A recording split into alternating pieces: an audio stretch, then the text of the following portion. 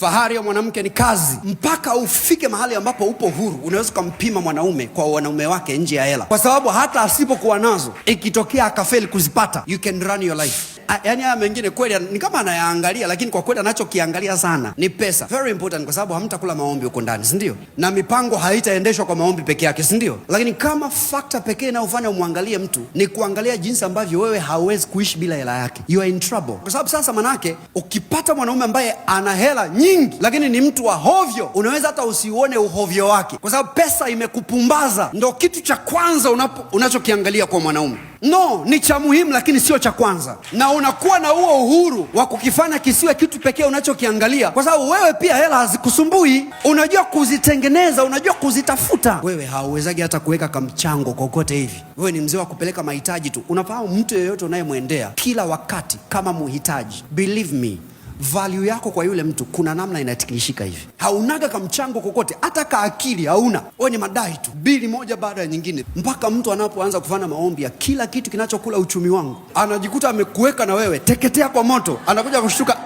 kumbe huu ni mpenzi wangu. Mpaka mtu hivi akiona message yako anamwambia babe, nilikuwa naomba nikuambie kitu, anasema anakujibu tu moja kwa moja, anasema sina kitu, niko vibaya babe. Kwa sababu kwako wewe naomba nikuambie kitu haijawahi kuwa wazo bora la kuchangia, la kuboresha chochote. Naomba nikuambie kitu mara zote ni kibovu. Anasema sasa sina mchungaji, nitafanyaje? Utafanyaje? Utafanya kazi. Wadada, fanyeni kazi.